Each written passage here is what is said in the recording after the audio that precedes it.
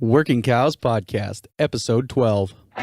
Welcome to the podcast that gives producers a platform to discuss and share paradigm-challenging practices.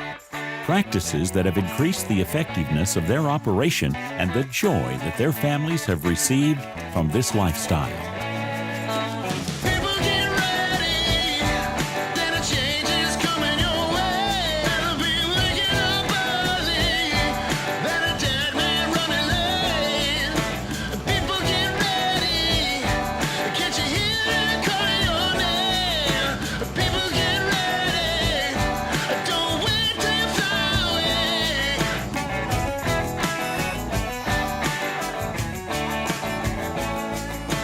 This episode of the Working Cows Podcast is brought to you by Kamak Ranch Supply. Check out their website at kamakranchsupply.com. They understand the needs of ranchers and farmers, whether you need to take care of your livestock, horses, or even building supplies. They have everything you need to work your cows, whether that be the chute you work them through, the water you bring them to, or the tools you use to make them go up that chute a little bit faster. So check out their website at kamakranchsupply.com. This episode is also brought to you by chriswilliamsaudio.com. If you're a musician, podcaster, or filmmaker, making your product sound great is crucial. Don't settle for audio that's less than professional. No matter what type of audio service you need, Chris Williams and his team have got you covered. Head on over to chriswilliamsaudio.com for all your audio production needs. Welcome back, everybody. On this week's episode, we have Curt Pate joining us. Curt Pate has been conducting demonstrations and clinics on stockmanship, colt starting, horsemanship, and safety. His abilities conducting both horsemanship and stockmanship demonstrations, along with his ability as an effective communicator, have made him a sought-after clinician. So I know we're going to have a great conversation with Curt Pate regarding stockmanship. Curt, thank you for joining me today on the Working Cows Podcast. I appreciate you taking the time to be with me today. I'd like to give you the opportunity to introduce yourself just a little bit and kind of tell us about what you're doing and how you came to do what you do now. I appreciate you having me on, and I'm kind of jealous you're in one of my favorite parts of the world in Belfouche, South Dakota. So I miss that place. I don't know what I'm really doing or how I got here, but I just spent the week in Mexico last week, and they all thought I should be a veterinarian there, because I guess all their cattle handlers are veterinarians. But I was thinking about that, and my only passion in this whole world all my life has been, well, job-wise, has been training animals or working with animals, whether it be horses or cattle, or I'm going to do a sheep clinic right now. And so many years ago, I set a goal that I want to be the best horseman and cattleman I can be. And I believe that goal kind of took me to where I am now. And so I think when you set a goal like that, sometimes you have to teach or break things down that makes you get to a level that it's even higher than you can get by doing something. So teaching makes you better. So I don't really want to be a teacher, but I think it makes me a lot better. And my real passion is getting along with animals and producing animals for food or performance in a positive way that's good for the world. Yeah, very good. So what are some of the things that we can do to help produce animals in a positive way? What are some of the positive things that can be done to help produce them? Well, the first thing we got to realize is what we're doing. And I believe grazing animals are really meant in this world. I used to say horses or cattle were made for making good steaks and good horses. But as I kind of started to get a little better knowledge, I understand that grazing animals are so much needed for our environment. And that means they transfer nutrients from cellulite to the ground, and that keeps the cycle going. So that's our grazing animal's job. And our job as stockmen is to create the situation that they make that cycle happen as good as they can. As soon as we put fences in this world, we change the whole dynamics of things, and that's when stockmen became important. On the other side, in our confined feeding world, we have so much abundance of food that we can't eat, humans can't eat. We have to do something with that. And so our animals can convert that into protein that's useful for humans through our use of animals. And so both those things create stockmen that can get the best gain for the animals. It's a good quality of life for the animals, for the people, and the product that the consumer wants. And that's ever changing right now. Sure. Yeah, that changing demand is a challenging thing. What are some of the things that we can do in the way we handle cows and sheep and livestock in general to meet those changing demands? Well, first thing I do is study what my grandfather did. I think all last week in Mexico, when I was doing some work in some feed yards down there, I said, I want to be a better stockman than my father and as good as my grandfather. And I think our world has changed so much that when grandfather was doing things and grandmother, they had smaller numbers. They had less production goals, but they had to read animals real well because they didn't have all the science that we have or the good facilities that we have. So they were probably better stockmen because of the less animals and all those things. So I'm really trying to figure out ways to, in our modern world, where we have lots of animals, we have lots of challenges, we have lots of stress on our animals because of the numbers and the speed that we have to do things, we have to really figure out how to be extremely good at what we do to get this process done. Sure. What do you think makes a good stockman? To me, a good stockman is somebody that can read when an animal is in growth mode, whether you're a horseman, that's in thinking his way out of pressure, or when you're a stockman, the animal is in growth mode where he's wanting to go eat something or lay down or chew his cud or do something. And understanding when an animal is changing from thinking or growth to survival or what I call shrink. And there's a real fine line there when you're dealing with animals that you got to put enough pressure on them to keep them working and going, but not go over the line and create that stress that is negative for performance. The other thing that I think makes a good stockman is being able to see when an animal is going to get sick before it actually gets sick. That means you really are in tune with your animals. You know what makes a healthy animal, and you'll take the time and have the awareness to see when something is changing, and you'll start looking to see what's happening to that animal. Sure. So when you talk about, you said shrink mode? Yeah, you bet. Is that similar to kind of the fight or flight type of a instinct? Absolutely. Yep. And actually the fight or flight thing, actually sometimes an animal kind of go into a little bit of flight, that actually will improve gains, improve production.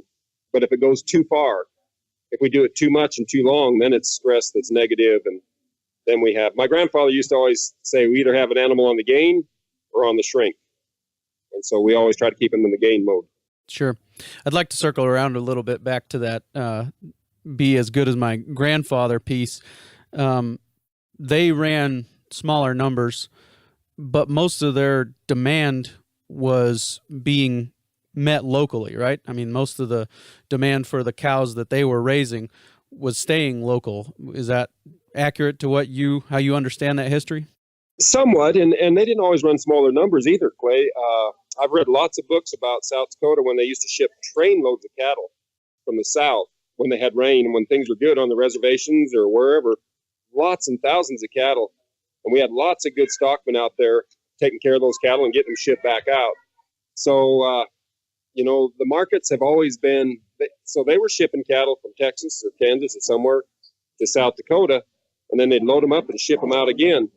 So we had both. I think we had a real local trade and we had a real foreign trade as well. So it's always been that way.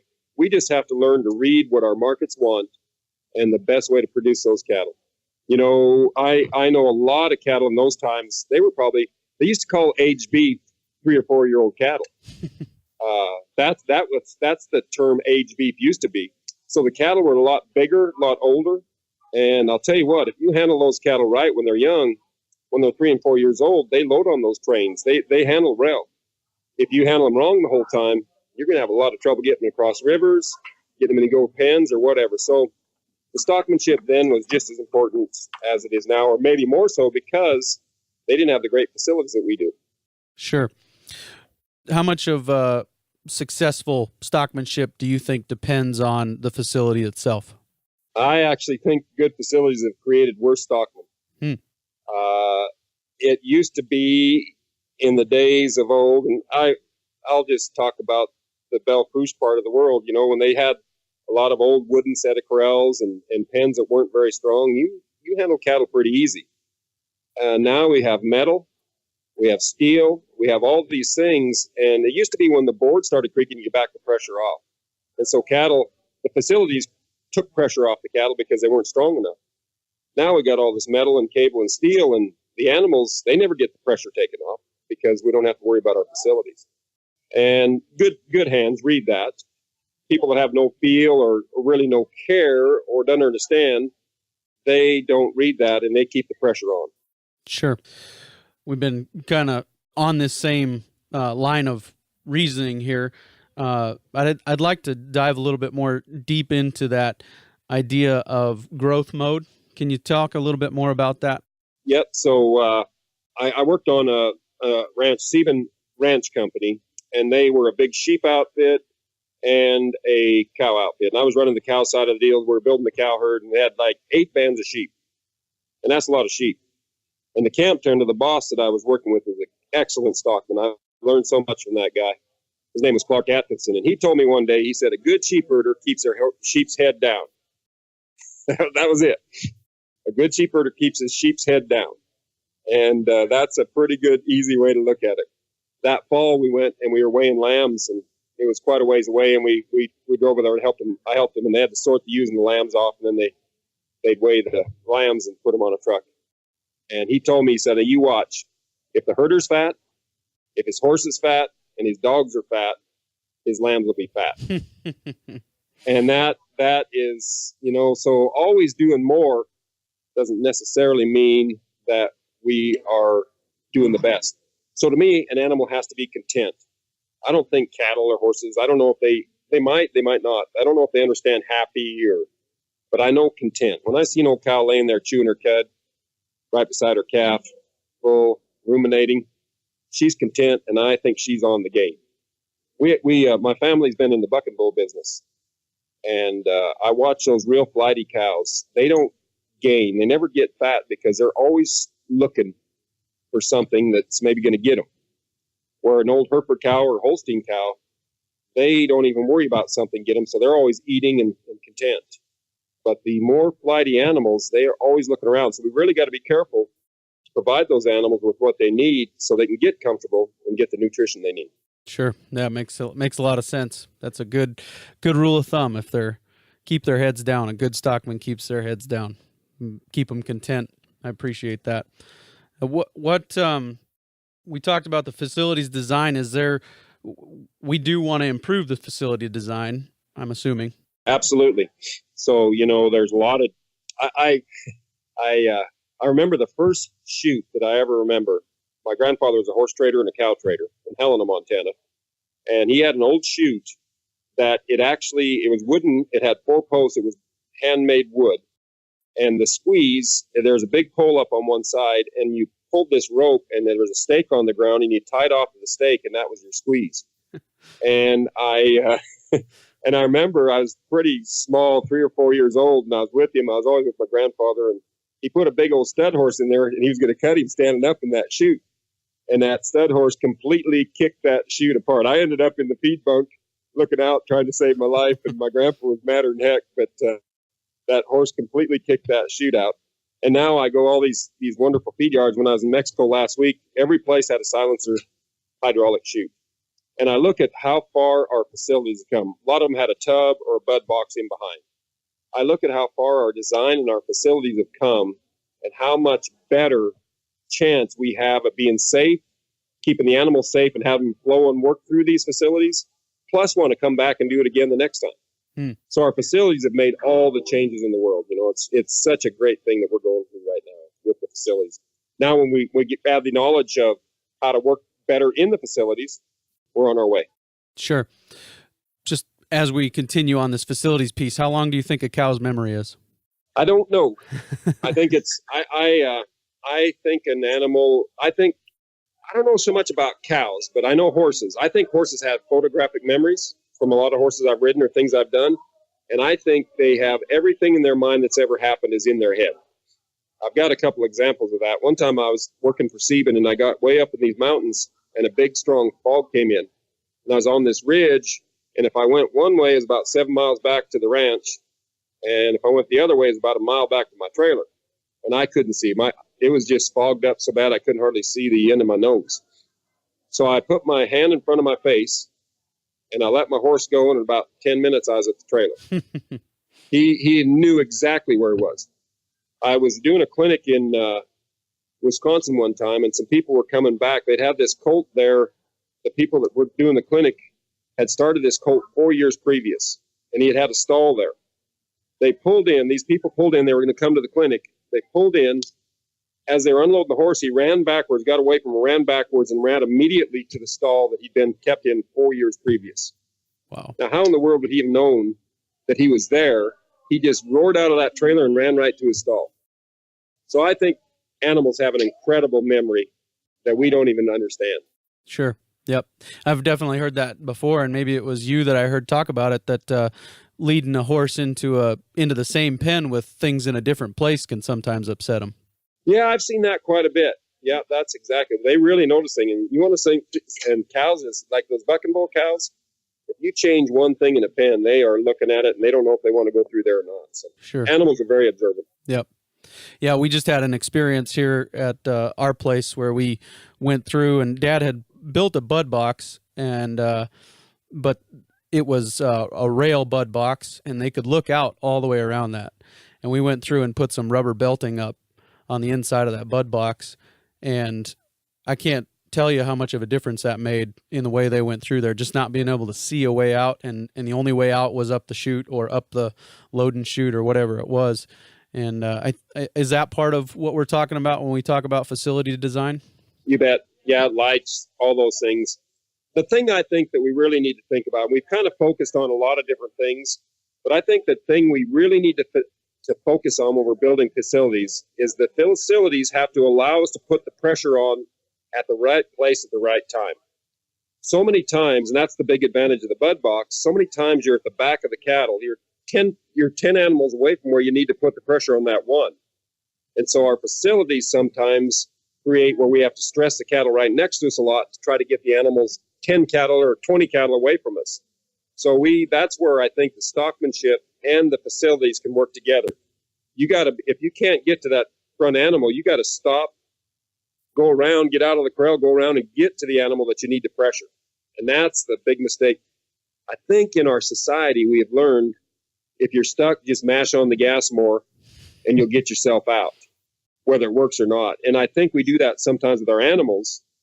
And that is why they really get a lot of stress that's not necessary on them. And with that memory that we're talking about, they never want to come back from that situation again. And that's why they start balking before they even, that's why I see a lot of wing fences going up in corrals. It starts out where the cattle go in and then they get too much pressure and they're there.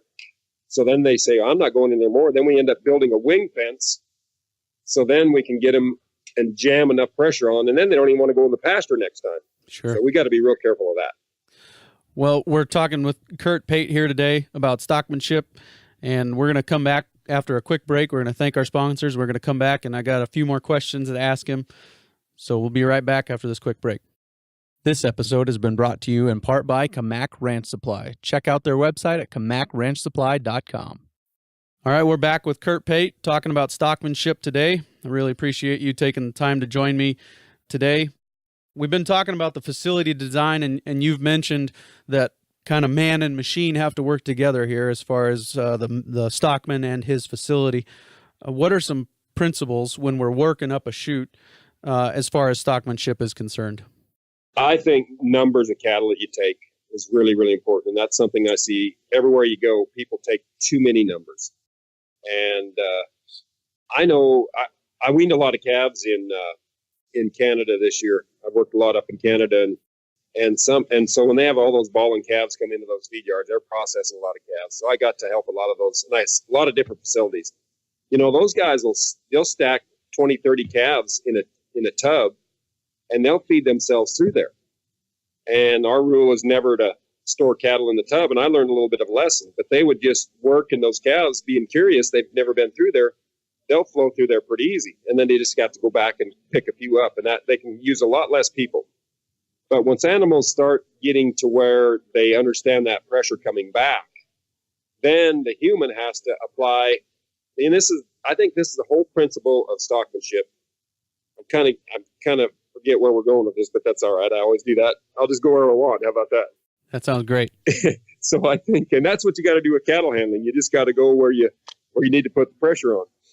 So to me, if I'm looking to put cattle up a tub or a bud box or in a chute or on the truck, that truck or that whatever's in front of them is going to put a certain amount of pressure back. So say loading onto a semi, it puts 100 pounds of pressure back on those calves. I've got to be able to put at least 101 or 105, 110 pounds of pressure on that animal to get him to go over that pressure into the truck. If I can't do that, then I'm going to lose. But if you put 140 pounds of pressure on, that's when we break those animals over into that survival mode where they really get afraid and they can't think and they just react. And then the whole trip there, they're going to be stressed and they're going to be bothered thinking that human's on the other side of that door when they go out. So this is where kind of understanding proper pressure is so, so important.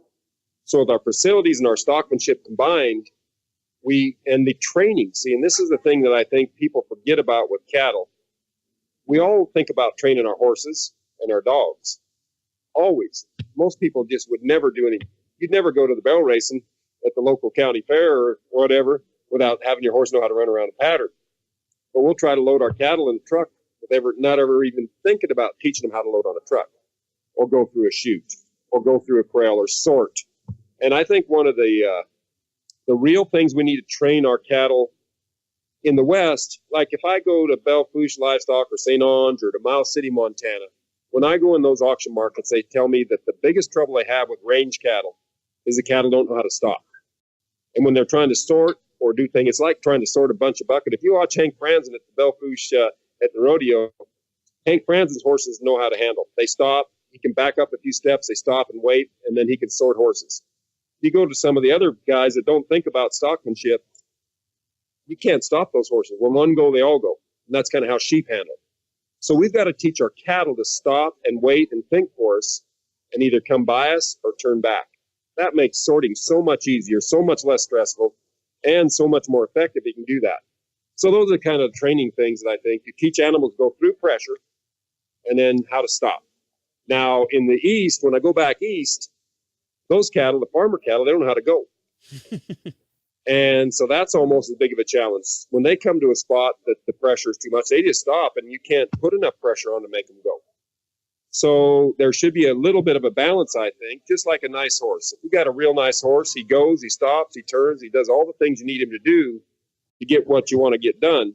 And our cattle, we should think of them the same way. Sure. Well, you're speaking my language. You're right up my alley here on the Working Cows podcast. That's where the title came from, is that we want to put cows to work for us. We don't always want to have to be the one working for them. We want to put them to work for us. We want them to be trained so that we can work them safely and quietly and effectively and efficiently as possible. So I appreciate that perspective that you have shared with us thus far. I got a couple of other questions. Is there anything we can do to retrain wild cows? Yes, spoiled cows, let's say that. Okay. Because, Sure. Cattle that want to leave the bunch. That's kind of what we're talking here. If you're trying to gather a bunch of cattle and they split and run off. Or cows that have been handled, have had bad experiences in the past, as far as been handled improperly. Yeah, sometimes with those kind of animals, you got to put enough pressure on them to make them change their mind. And something, it's kind of like, I went for a while where I didn't wear spurs when I was riding my horses. And I don't wear them very much anyway. And the reason I did that is because I figured with spurs, if I didn't have spurs on, I'd have to really get my horse in balance right before he'd really make the move the way I wanted to. And it really taught me how to balance my horse out and then ask him to make the move. But so when my kids were little and we were riding lots of horses for the public, when they'd see me get off a horse and go put my spurs on, they headed out. They left because they knew there was going to be some fur flying and I was going to be spurring on them. And I rode bareback horses for quite a while and I know how to turn my toe out and stick it in one. And that might seem wrong or kind of cruel, but those horses had learned how to run through pressure, how to push through the humans so much that they needed to have a lot of pressure before they started looking for a way out. And right or wrong, I don't know, but you got to make the change. best thing would have been to never had that horse get in that spot in the first place. But somebody didn't know how to create the proper pressure, so they created a monster. Same thing with our cattle. We got to learn how to. There's a little rule here that would be very helpful to keep those kind of cattle from coming. When you put pressure on an animal, should be a promise to any animal, humans too. When you put pressure on an animal, they should be able to take the pressure off themselves. And when they take the pressure off themselves, you don't apply more pressure. You have a release of pressure. They learn how to get away from that pressure and release from the pressure. But if you put pressure on an animal and he can't figure out how to take that pressure off, the human has to be smart enough to step back, take the pressure off himself, reapply the pressure where the animal can understand it, or the child or whoever we're talking about can understand the pressure, then let them take that pressure off.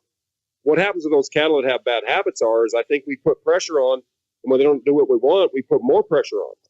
And pretty soon they can't take that pressure and they jump the fence or run over or kick you. So that's the first place to stop that.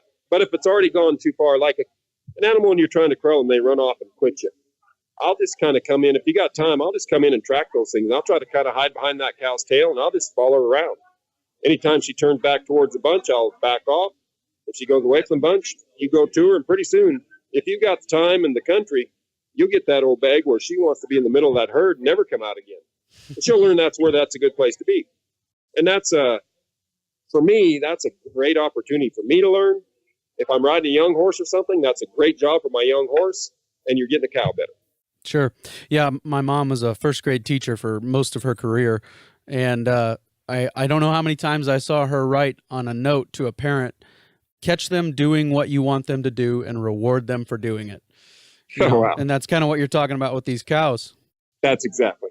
So exactly. Very, very helpful, very practical advice. And I've got, this conversation has led to 100 other questions. I'd love to have another opportunity to sit down with you and ask you some more sometime. I do have a couple more that I came here armed with, and one of them is there a good place to go and find an effective gate latch design in a cattle working facility, or is there something that you would recommend that we can maybe copy? Yeah, that's a good question. That's the great thing about my job is all these different things I get to see, and I've seen a lot of great gate latches at 101 Livestock in California. The Jim Warren, he had developed a system where he could open all these gates with a horseback with they're kind of piston latches, but he had them horse rope friendly. So an old boy I was in Montana with, he had an extra long horseback latch. So I don't know. The old Powder River latch, you remember how, boy, those things in our country, when it freezes, it's hard to get those buggers to work. Freeford everybody has their own latches, but something that works a horseback or a foot is nice, what I always look for, and something you can open with one hand when you have another hand occupied. Yep. I think it's important, too, with cattle to have a double latch system where it's on the bottom and the top, so you don't have cattle pushing through gates. That's what I think. I see some of these new gate manufacturers, they got these slam latches, but I also see that after a little while their slam latches are holding, but the bottom of the gate's all bent up. Yeah. Yep. I think that one thing that we found is that cows not being able to see a way out, and we even wrapped our gates with tarps, and we've got a little rubber drag on the bottom of those gates so that they can't see under them. You bet. How much of your facility, any place where you're putting pressure on cows, do you want to have that kind of a blocked vision for them, except for the gate that you're trying to push them into, or what do you think? Yeah, I think that's all right. I'll tell you something, and I'm not a facilities guy. We have the bucking bulls and the cows and everything, and we just use Freeford panels. So, and I'll use a few tarps or something, but not much. But I was we were hauling some bulls across to Las Vegas or something. We stayed at a sale barn in the desert, and it was all wood facilities. And he said, I was talking to a guy that owned it, and he said, I'd like to put in a nice new panel system.